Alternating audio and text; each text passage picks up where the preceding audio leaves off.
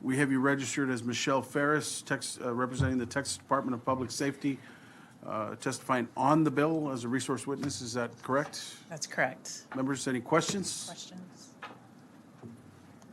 Representative Goodwin. Representative Goodwin. I'm just curious, how many people are on the database right now? So there's approximately, I believe, 70 or so thousand individuals that have been documented by law enforcement agencies across the state. How long have they been documented? How long has this database existed? The database has been in existence for quite some time. It was a pointer index prior to our division taking it over. And so it's been in operation for quite some time. It's just grown to what it is now in the recent years. And a witness earlier said that it takes $8,000 to $10,000 to get off of that. Are you aware? I'm not aware of any kind of private attorney costs for trying to take that information to court. As you know, an individual can request a right of review from the Department of Public Safety, and we'll respond to that. We'll search the database. We'll let them know whether or not they have an existing record within the database on their review, when they request that. And so what else goes with the review? Can they ask to be taken off? They can request the agency that documented them to review their case to determine why they were documented within the database and request that information to be reviewed and taken to us. They actually would take it to a court, and then they can be removed. Yes, ma'am. Okay, but they do have to hire an attorney, I would imagine. There is some procedural aspects as documented in statute as far as how an individual would be removed. All right, thank you. You're very Did you welcome. say 70,000? Approximately. I can give you the exact numbers. All right. Members, any other questions? Yes, Representative Biagio. You were talking about them being able to be removed from the database. What is the process and how much does it cost to get an individual removed from the database? The personal cost an individual would incur, I'm unaware of. Like I said, they can request a right of review from the department. We'll provide that information back to them, and then they can go to the local law enforcement agency that documented them to go through that process with them to get all of that information. And then also, they have the opportunity to work with the court of law to. Okay, then, on the people that have been placed on this database, what is the criteria that the officer or whoever used to put them there? And are they aware that they are currently in this database? The individuals that are documented, there is no requirement for the department to notify them. It is an intelligence database, so it is a name-based database, so there may be multiple individuals with that share the same name, potentially around the same date of birth, that it would be difficult for us to say this individual is the individual that's listed within the gang database. There is set criteria, submission criteria within the statute, as well as within the Code of Federal Regulations that dictate what criteria must be met for an individual to be documented. There's two standalone criteria, which is a judicial, they have to make a self-admission within the court of law, and that there's a finding by a judge that they're a criminal gang member based on what they're being adjudicated of. But then there's several other requirements, like where they frequent, their dress, their tattoos, but there's multiple criteria. It can't just be one. It's multiple criteria that must be met to say that's a criminal street gang member. Again, it can be incidental. It's not incidental frequenting of a location or incidental use of a certain color of dress. It has to be documented. It has to be, like I said, has to be a component of an additional identifier, that criteria marker that would qualify them for inclusion. Is the information shared with any other agency, including the FBI or any federal agency? We do share the information as a pointer with the FBI. We do not share the full record. We share the information. So we share the information across the state with all of the other law enforcement agencies, so that they're aware of the officer is aware of what they're walking up to. So there's some level of situational awareness. But we do pass, like I said, a pointer record to say that Texas has a gang record associated to the name and the data, the demographic identifiers that have been submitted in a search. And then they'll have to come back to the state of Texas to ask for information. Okay. So an individual can be placed on this database that they're completely unaware that they are on the database. And there's no documentation or anything to let them know that they're on this database until they find out whenever they try to get a passport or try to do something for whatever reason they want to do it for. So it's an intelligence database, and so there should be no incidental, like they shouldn't be just being made aware. It's not for use for passport purposes or anything of that nature, so they shouldn't be gaining access to knowledge that they're on some list based off of that. So it's an intelligence database. It's treated much like a known and suspected terrorist watch list. So it's heavily protected from dissemination. But there is no current requirement by the local law enforcement agencies or by the department to notify the individuals that they've been documented. No, sir. Okay. Well, thank you so much for your time. I appreciate it. Of course. Hey, so this bill would require that somebody be notified if they get on the database. Correct. So does that include the 70,000 that are already on the database, or would it only be going forward? I don't believe that's stipulated All right, in the bill. okay. Members, Chairman Canales. Of course. Thank you. So I'm glad you're here because we had a lot of questions of you and another measure that I won't confuse with this bill.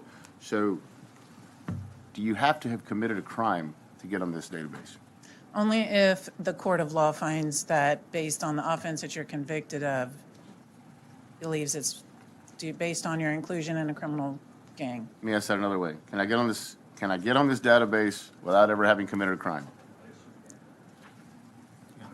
So if a law enforcement agency, based upon the additional criteria, not the judicial statement or review or self-admission, if there's additional criteria that's being met, multiple pieces of criteria together that are being met, if a law enforcement agency believes that you're part of a criminal street gang, they can document you as one, yes. So let's talk about that. So let's call that I haven't committed a crime, but there's a certain recipe that'll get me on this. What is that recipe?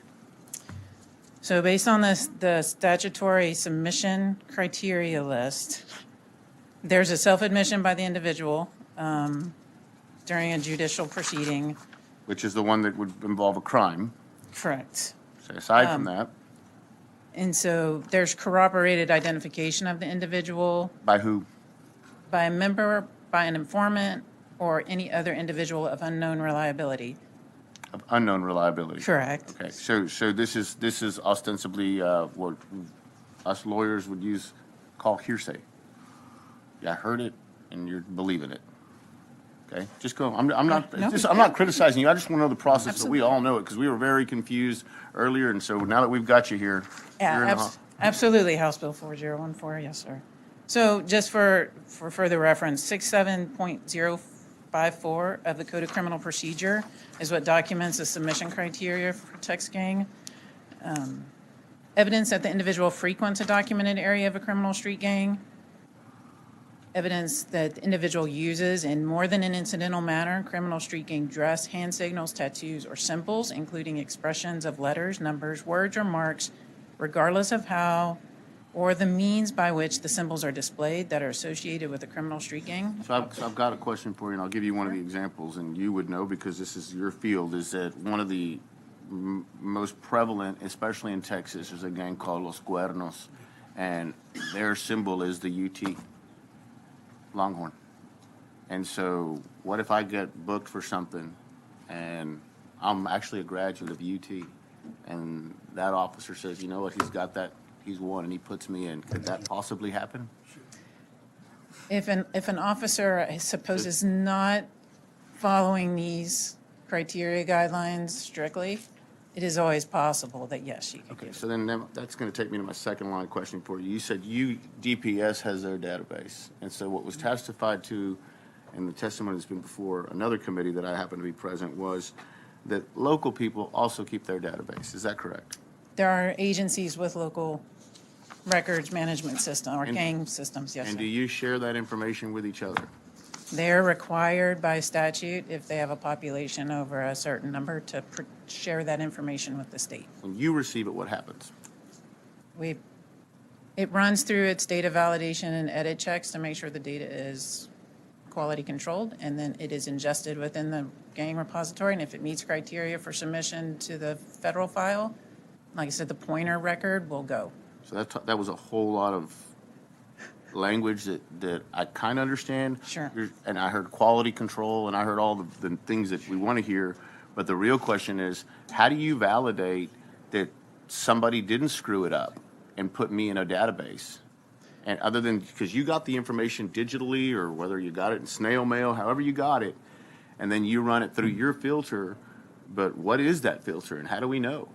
So if our filter is going to just be strictly composed of data edit checks, right? Is this certain field meet this criteria? We won't know as a state agency if the individual that Pasadena PD is documenting, was that criteria present? We just know that the individual's name has been submitted. The criteria the agency states that this individual fits or has been documented under, and then any of the other information that's available for them to enter. That's highly concerning, because that means anybody at any local level could submit something to you, and as long as it's edit checked, I'm now in the database. That means anybody local official that has it out for a person doesn't like them, and he never knows. He'll never know. And so I think that's so, and dress and all those things. So you said there's a combination of things. How many of the go back to the recipe? How many of the combination? I don't mean to make you jump around. No. How many of the combination things do I need to be in the database? Is it, I wore my blue bandana with my cowboy hat too many times? Or I happen to go to the bar where some bad guys hang out because that's where they have the coldest beer in town, and now I'm a gang member? And so that's what I'm saying. I don't know, and I'm trying to figure this out, because what we're doing is we're putting people on a database. And this isn't just any database. It's a secret database. And then what happens to that person once we had a bill that we talked about what happens if you're on that database and are charged with a crime. Well, now I've got to go disprove this thing. And so now that could affect potential plea offers. It could protect probation. It could be an enhancement. It could be a whole bunch of things. And so I'm not, you're here to answer the questions, and I don't think you created this policy, but it sounds to me like we've got an influx of information to and from either local to you, and that can severely affect someone's rights. They could be innocent for all that we know. You said earlier in your testimony, I took real close notes, you could have the same last name and the same date of birth, and you could end up in the database with somebody else.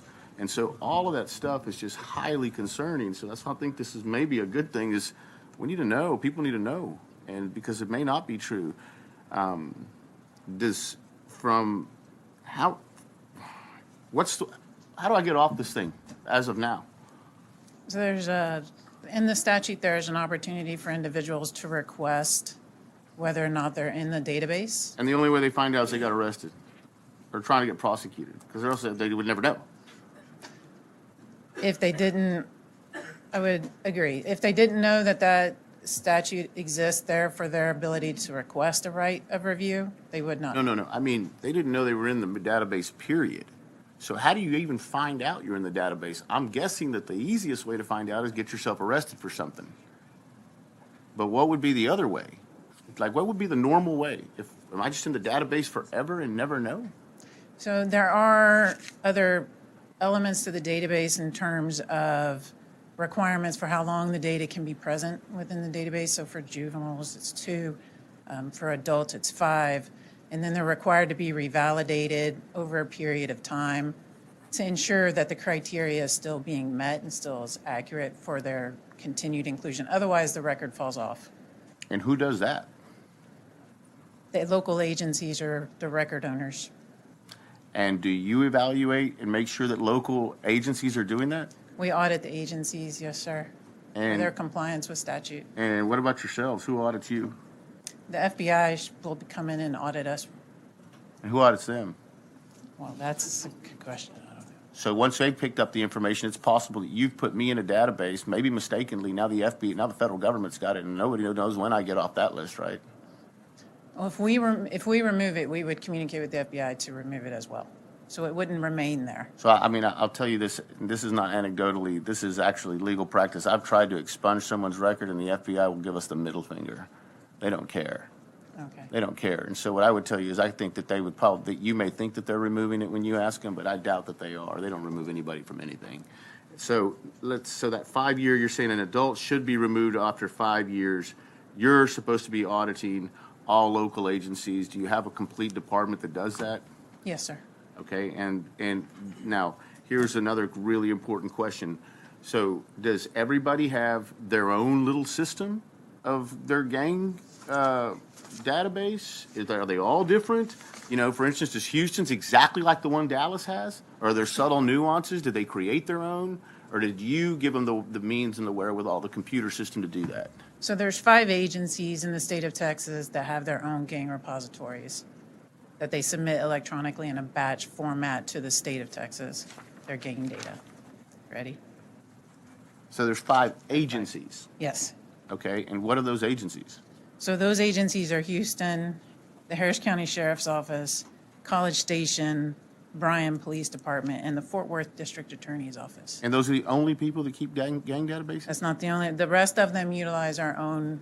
They utilize yours? Gang repository as a front-end entry system.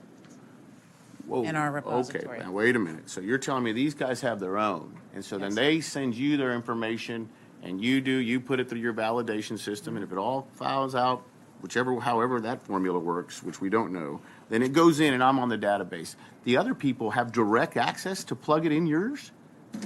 Correct. And who checks that? So they would fall under the same criteria. So they're audited. Their data is validated based on, and they're subject to the same statutory requirements as those agencies that house their own data. I can tell you, this thing is scary. It really is. I look forward to being here with you next session because we're going to fix some of this stuff. Thank you. Welcome. Is there a prohibition for you getting us a list of the 70,000, not the names, but how many of them actually committed crimes and how many of them got on there as through a combination of other circumstances? Yeah, we can give you a breakdown numerically based on their criteria. Okay, can Absolutely. you get that to the committee so we can Absolutely. disseminate it? Of course. Members, any other questions? I got about 100, but I'm going to, for the sake of the committee, move on. Thank you. All right, thank you. Chair now calls Dale Avant.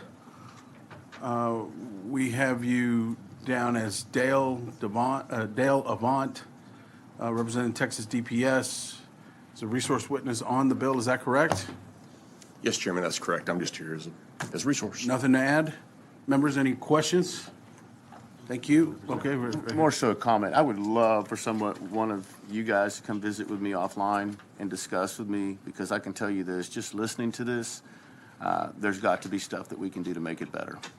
Well, we're definitely available to committee members. I know you are. Y'all, DPS is always available, and y'all always, and I applaud y'all's work, and I'm love to be a partner with you. I just think that just listening to some of this, sounds like there needs to be some things that we need to do to protect the citizens of Texas. We'll look forward to visiting with you. Thank you, sir.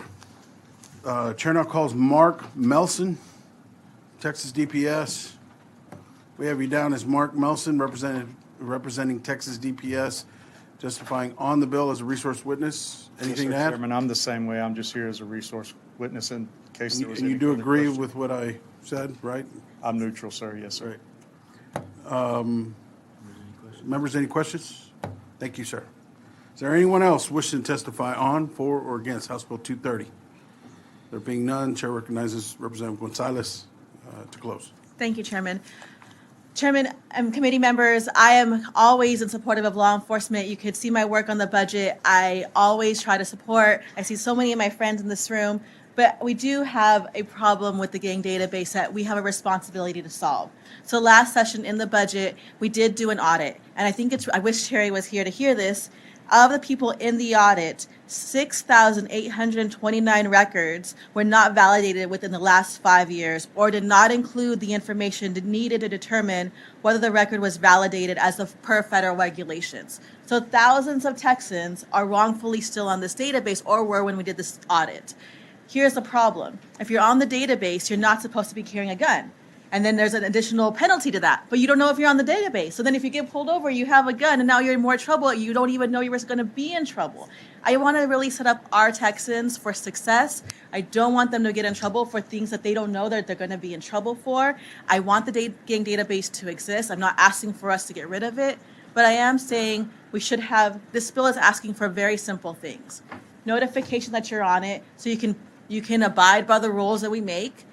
Ability to get off of it if you're wrongfully placed on it, and an audit. So we can make sure that the people who are on it don't get in trouble. It's a really simple bill. This bill has passed the House last session. I ask for your help. And I will lastly add that if Mary Gonzalez and Matt Schaefer are working together, he's my joint author. I think that's just a sign that we're doing good things. Hey, It's so not scary, it's amazing. would the 70,000 be notified, or would it just be going forward? So this is only for going forward, but I think that's actually a good recommendation and happy to change it on the floor once you vote it out of committee with a favorable recommendation. Members, any other questions?